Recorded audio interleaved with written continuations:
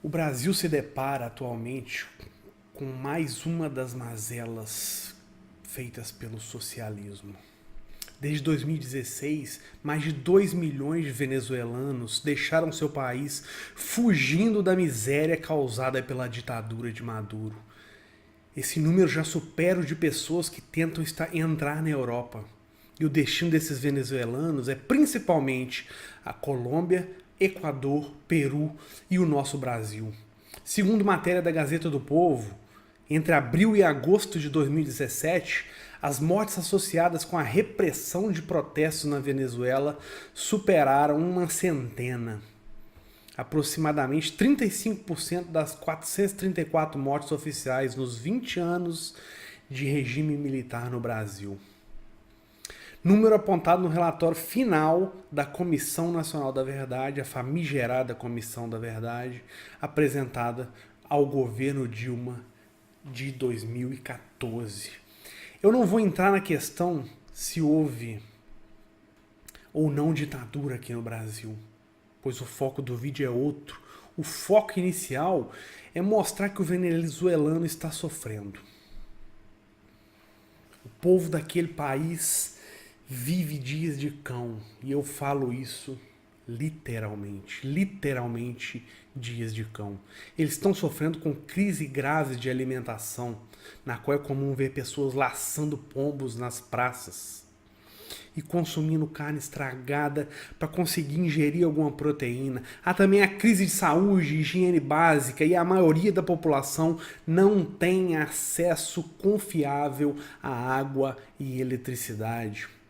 Suprimentos de medicamentos básicos já desapareceram faz tempo. A inflação chegou a horrorosos 14.000%. E as taxas de homicídio nas principais cidades venezuelanas já beiram as maiores do planeta. Resultado? As pessoas estão fugindo. Fugindo de lá, numa taxa de 5.000 pessoas por dia. Num fluxo que já é o maior registrado na história do hemisfério ocidental. E você deve estar pensando que esse vídeo visa ser uma crítica a facínoras como o Maduro, ou aos esquerdistas que o apoiam no Brasil, mas não. Esse vídeo procura trazer luz à questão de como devemos tratar os refugiados que chegam ao nosso país. Eu não falo de como o Estado deve tratar, mas de como eu e você, de como nossas comunidades devem tratar essas pessoas.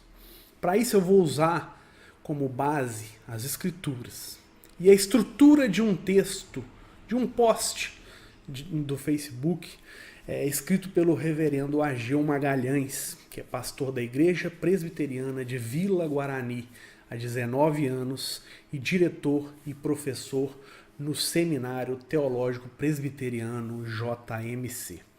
Acompanha comigo que a visão cristã é a que eu pretendo dar. Como devemos tratar os refugiados? Antes dessa resposta, eu vou pedir a você, meu irmão, meu amigo, que se inscreva no canal, dê uma olhada nos nossos outros vídeos, marca o sininho, deixa seu like, marca o sininho aqui para você receber as notificações, tá ok? É muito importante isso, você espalhar a mensagem, você compartilhar os vídeos, isso ajuda muito, tá? Então, dá tempo, para um pouquinho, dá um pause, dá o seu like aí, compartilha esse vídeo e se inscreve aí no canal, que o Pregar Evangelho tá crescendo devagar, mas com a graça de Deus nós vamos alcançar mais e mais pessoas. Então, respondendo a pergunta, tentando começar a responder a pergunta, como devemos tratar os refugiados? Deixando de antemão claro que eu sou contra a abertura de fronteira.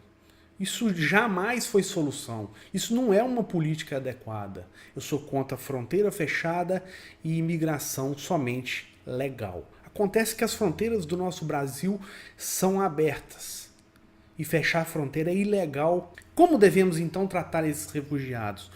Eu vou tratar em 4 pontos. O primeiro ponto, com amor, conforme escrito em Levítico 19:34. Levítico 19, versículos 33 e 34. Se o estrangeiro peregrinar na vossa terra, não o oprimireis. Como natural, será entre vós o estrangeiro que peregrina convosco. Amá-lo-eis como a vós mesmos, pois estrangeiros fostes na terra do Egito. Eu sou o Senhor, vosso Deus.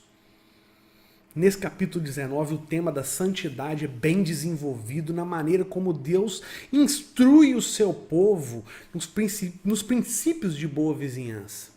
O importante detalhe aqui é o uso da expressão eu sou o Senhor, vosso Deus, que é repetida 14 vezes nesse capítulo e indica que estas leis que o Senhor deu não tinham raiz nas assembleias ou em facções teológicas, mas se enraizavam no próprio Deus e no seu santo caráter. Assim, Israel honraria a fidelidade de Deus se amasse os estrangeiros em sua terra, pois eles mesmos foram estrangeiros na terra do Egito e receberam de Deus o seu socorro. Você vai ver aqui a evocação a Êxodo 22, versículo 21. Deus nos amou enquanto pecadores e nos deu seu Filho para a nossa salvação. Nos amou sem que nos pedisse prévias condições, sem que fosse preciso concordar com qualquer motivo para que fôssemos amados. Até porque não teríamos sequer um motivo que nos justificasse. Que justificasse o amor de Deus para conosco. Honrar esse amor é amar essas pessoas que batem a nossa porta, meu irmão. Não é despejar nelas o nosso desgosto pela patifaria dos péssimos governos ideológicos que tivemos. Essas pessoas não trazem consigo a bandeira de Maduro. Trazem consigo as feridas que esse ditador provocou. E a obra de Cristo aqui é a fidelidade que devemos retribuir ao amar os que chegam aflitos. A obra que Cristo fez em nossas vidas, a obra que Cristo fez na cruz do Calvário, é a fidelidade que devemos retribuir, assim como os judeus deviam retribuir pelo que receberam de Deus quando foram estrangeiros na terra do Egito. Então, com amor, é o nosso primeiro modo de tratar com o refugiado. O segundo ponto é com misericórdia. Conforme o mesmo livro de Levítico, capítulo 19, versículos 9 e 10. Acompanhe comigo. Quando também cegares a messe da sua terra, o canto do teu campo não cegarás totalmente, nem as espigas caídas colherás da tua messe. Não rebuscarás a tua vinha, nem colherás os bagos caídos da tua vinha.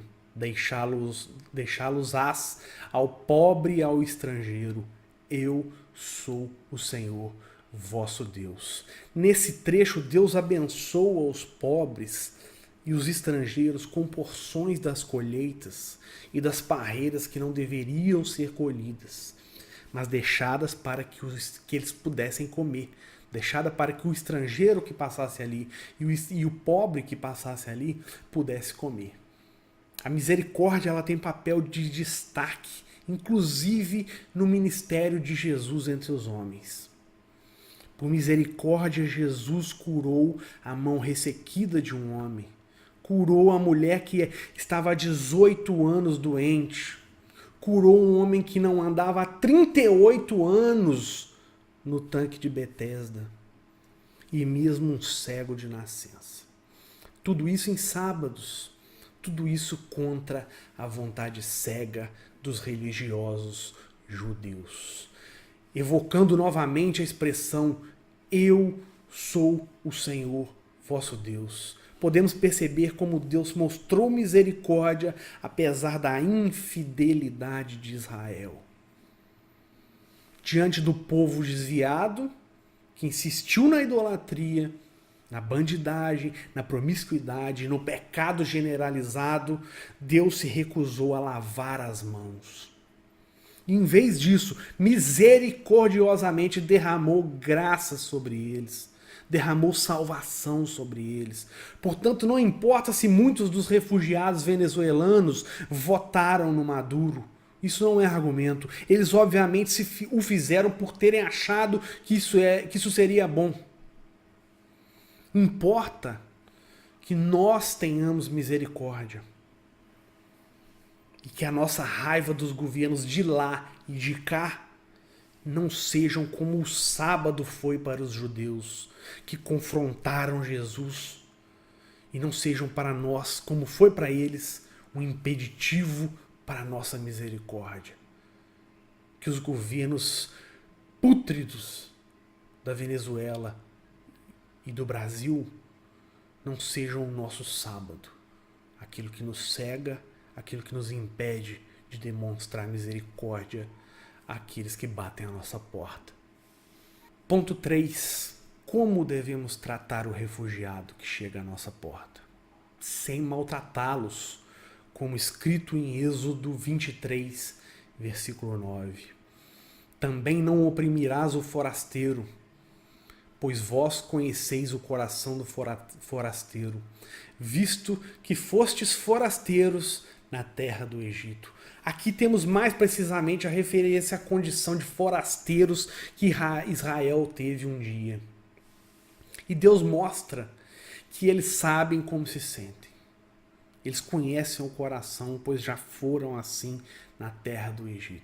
Já sentiram na pele e na alma, no corpo e na alma e no coração, o que faz com a pessoa essa condição frágil de foragido, de refugiado. É interessante notar que no versículo 3 desse mesmo capítulo, a lei visa eliminar o injusto favorecimento ao pobre. Se você olhar lá no versículo 3, vai nos ajudar a entender que a lei visa eliminar o injusto favorecimento ao pobre. Ao passo que nesse versículo 9 ela já trata do contrário, de não ser injustamente contra o estrangeiro. Trata-se de um tipo de lei chamado apodíctica, que era uma lei de aplicabilidade, vamos dizer, geral entre a população, que quer dizer que todos deveriam cumprir, independentemente de quaisquer particularidades. Assim, a gente não deve jamais maltratar o refugiado em nosso país, mas também não podemos poupá-los da justiça que nos rege pelo estado em que se dá sua fuga da Venezuela. Então não importa se eles estão fugindo de lá por estarem sendo perseguidos. Se eles chegarem aqui em nossa terra, nós não devemos maltratá-los. Mas também, o que eles fizerem contra nós aqui deve ser objeto de justiça, de julgamento justo. E a lei vale tanto para nós quanto para eles. A justiça deve ser feita. Se eles causam confusão onde estão alojados, devem ter a repressão do Estado. É o que eu estou dizendo. Mas que nós não os maltratemos por causa de seus costumes, de suas crenças ou de sua aparência. Nem mesmo pelas escolhas, como eu já disse, pelas escolhas políticas que eles fizeram. Afinal, de escolha política, meu irmão, a gente provou já por esse tanto de anos, que há mais de 20 anos, quase 30 anos que a esquerda está no poder, a gente já provou que de escolha política pouco entendemos. O quarto ponto de como devemos tratar o refugiado que bate à nossa porta é com acolhimento, como nosso Senhor Jesus Cristo diz em Mateus 25, versículo 35. Porque tive fome e me destes de comer, tive sede e me destes de beber, era forasteiro e me hospedastes. Esse trecho é o mais importante do vídeo para nós, pois ele reflete a vontade do Pai em relação ao nosso tratamento ao estrangeiro, mas também a verdade absoluta de que boa obra nenhuma servirá de ticket para entrar no céu. mas que seremos sim responsabilizados pelo que fazemos ao longo de nossas vidas, enquanto esperamos o retorno do Rei. O acolhimento aos estrangeiros por parte do crente glorifica a Deus. Esse acolhimento glorifica a Deus, pois para isso nós somos chamados. As boas obras para nós foram criadas pelo Senhor para que a gente ande nelas. E o fato de andarmos nelas só se dará como resultado da salvação e regeneração de Deus em nós. É essa obra do crente, como resultado da salvação, que glorifica o Senhor, que eleva o nome do Senhor entre os povos. Para ser mais específico, acolher o estrangeiro é um legítimo comportamento de quem já habita o reino de Deus, ou seja, o verdadeiro crente. Irmãos e amigos, é importante observar isso. Há um valor inerente a todos aqueles que foram criados à imagem e semelhança de Deus. Mesmo os que vivem suas vidas apartados dele, ou que não nos provocam a nossa empatia, seja emocionalmente, religiosamente e até mesmo fisicamente. Importa para nós que todos os que professam a fé em Jesus Cristo ajam como se nele já estivessem sentados nas regiões celestiais. E estão. Quem está em Cristo já está sentado nas regiões celestiais. Quem está em Cristo já é habitante do céu. A parte de qualquer ideologia ou incômodo, a palavra de Deus não traz uma lista de milhares de condições para que façamos conforme os 4 pontos que eu aqui mencionei. Deus nos diz que assim é que devemos fazer, pois Ele é o Senhor. Façamos assim, pois é assim que Ele faz, é assim que Ele faria. Eu sei que milhares de argumentos contrários podem vir à sua cabeça nesse momento, mas como por exemplo, mas teve venezuelano que roubou, que feriu brasileiros, tem venezuelano que reclamou da sopa solidária que era servida a eles, mas vejam como foi o padrão histórico de recompensa humana que tiveram os cristãos que seguiram os mandamentos de Cristo. O que o nosso Mestre e Salvador ensinou. Desde a igreja primitiva, os discípulos de Cristo sempre sofreram as dores e aflições desse mundo caído, pela defesa da fé, pela defesa e prática do que Cristo nos ensinou. Ora, eu digo, mas não foi pelas pisaduras do mesmo Cristo que fomos sarados? Não foi como ovelha muda que ele foi ao matadouro por causa das nossas iniquidades? Sabe quanta evangelização poderia surgir de uma oportunidade dessa? Sabe quantas pessoas poderiam ser impactadas pelo amor de Cristo demonstrado por sua igreja numa situação dessas?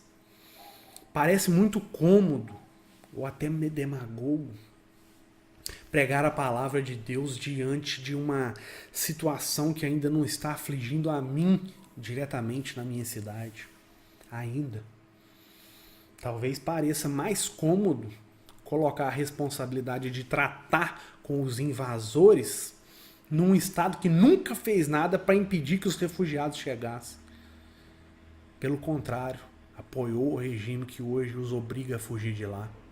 Nosso estado criou o problema e não será solução. Nosso estado é falho em políticas de imigração e ele não vai ser a solução.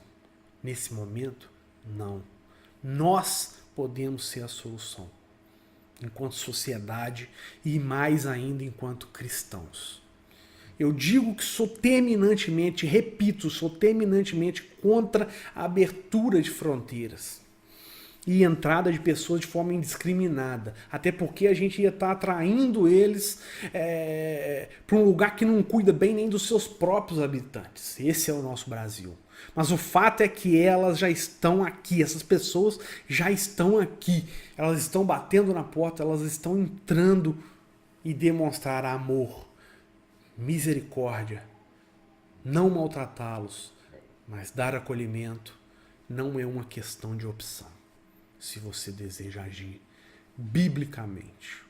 Eu termino dizendo para que vivamos como Jesus. Se Jesus fosse voltar hoje, mas que planejemos nossas ações como se ele fosse demorar 100 anos ainda. Eu quero dizer que devemos viver como ele viveu, mas estarmos preparados para enfrentar tanto tranquilidade quanto aflição e incômodo. E isso não exige que o incômodo seja universal, que todas as pessoas estejam passando ao mesmo tempo. Muitas das vezes vai ser só você, só eu. E não precisa dessa condição para que a palavra de Deus sirva de consolo e instrução num momento deste, tanto para eles quanto para nós. Tanto para quem chega quanto para quem recebe. Que as palavras de Deus, que a palavra de Deus que Pedro diz em 1 Pedro, capítulo 1, versículos de 3 a 7, sejam profundas em nossas mentes, em nossos corações. Assim diz: Bendito Deus e Pai de nosso Senhor Jesus Cristo, que segundo a sua muita misericórdia nos regenerou para uma viva esperança, mediante a ressurreição de Cristo dentre os mortos, para uma herança incorruptível, sem mácula, imarcessível, reservada nos céus, para nós, vós outros, que sois guardados pelo poder de Deus, mediante a fé, para a salvação preparada para revelar-se no último tempo.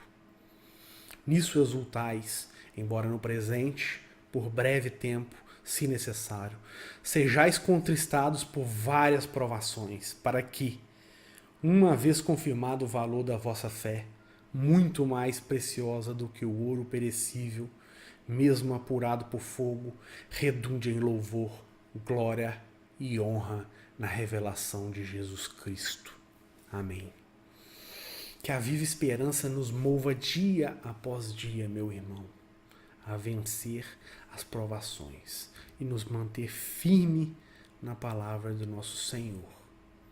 Amém.